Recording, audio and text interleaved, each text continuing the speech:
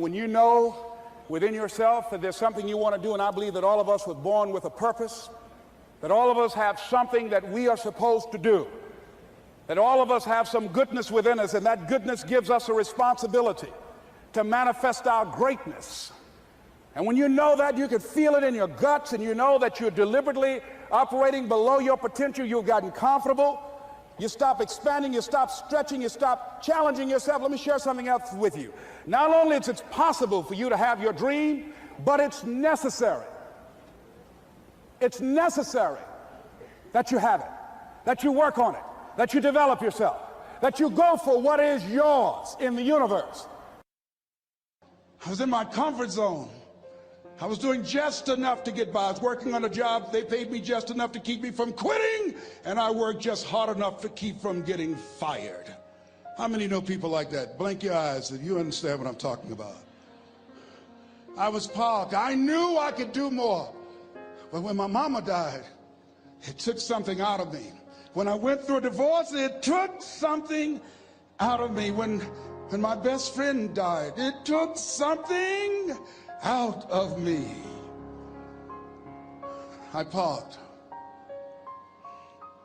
And somebody said that life is like an onion. You have to peel it one layer at a time. And sometimes you cry. Life's going to happen to you when you have a dream. You're going to get slapped around. And don't take it personal. Don't ask, why did this have to happen to me? Why not you? Who would you suggest?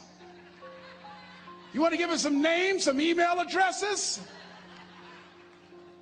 And don't tell everybody. 80% don't care, and 20% glad it's you.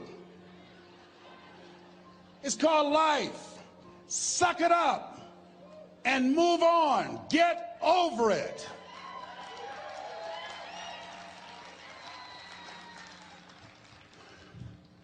It happens to everybody.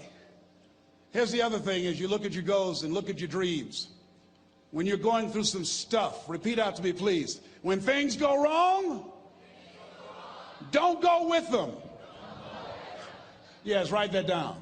When things go wrong, don't go with them. When you're working on a business deal, you're counting on some money. Someone said you will get the loan, and it falls through. You have an event, and the people that you thought would be there and support you, they don't come through. Or someone turns against you, or you get ripped off. It's going to happen to you. Happened to me. Someone stole all my products, my database, over 180,000 names and addresses. It's not personal.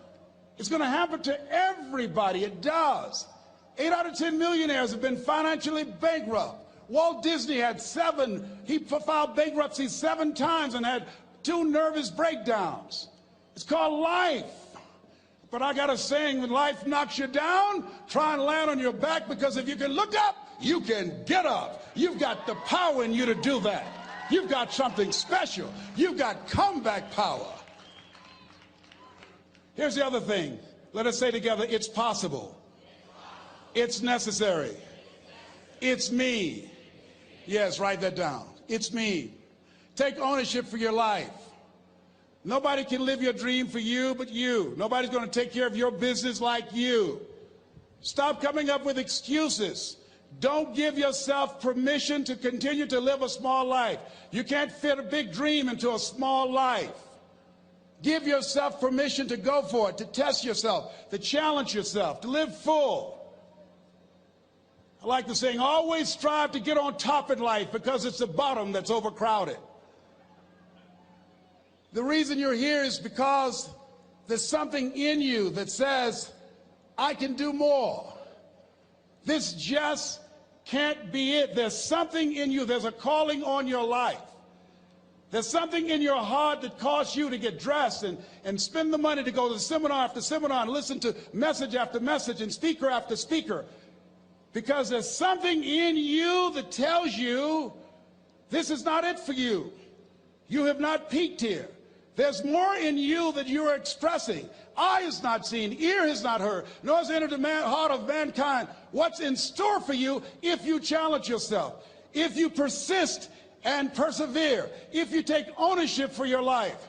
George Bernard Shaw said the people that make it in this life, they look around for the circumstances that they want, and if they can't find them, they create them. Create what you want. You have the power in you to do more than you can ever begin to imagine, to control your destiny, to make a difference in our children, to make a difference on the planet, to make an impact.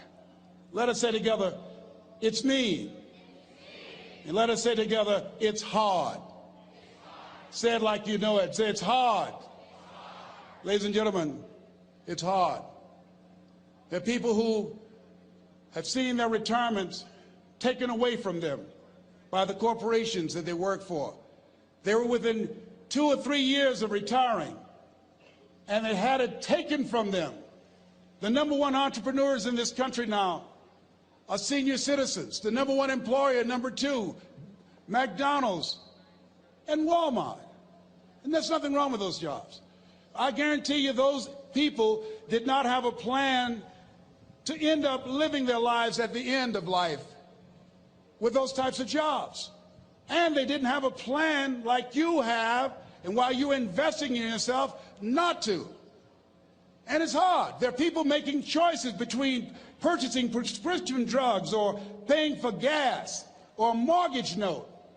It's hard when you're working on a job for 20 years, 30 years, give them some good years, and then they come in and tell you, we've downsized. In other words, you're fired.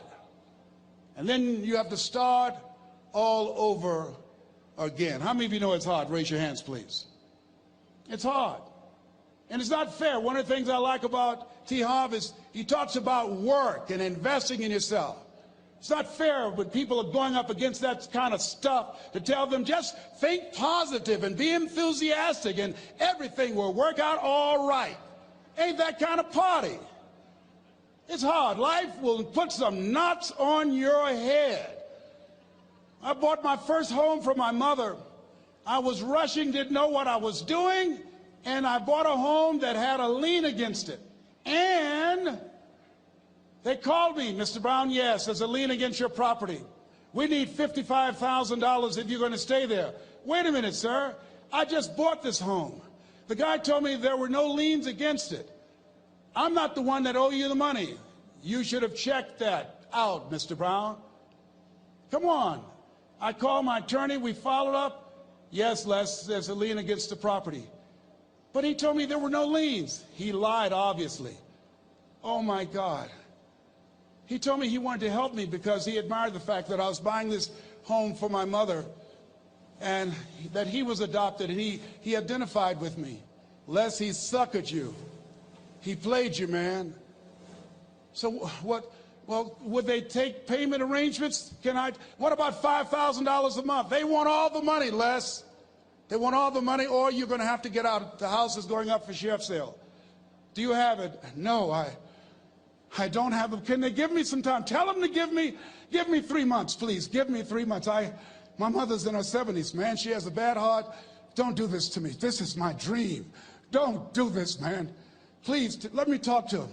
Les, I'm talking to their attorney. They don't want to talk to you. I've got to talk to their attorneys. Do you have the money? No. Will they give me 3 months? No. What about 2 months? No, Les. They want the money in 7 days. Oh, my God. Let me call you back. I'm not sure. And I walked the floors thinking, God, how could this happen to me? I got to figure this out, huh? I've got to figure this out. And it seemed like the days were just ticking off, ticking off. Thursday, I had to call them and let them know. They called me, Les, do you have the money? No, I don't. Friday, you have to leave. The sheriff will be there. You're going to have to leave, Les. They're going to take my house.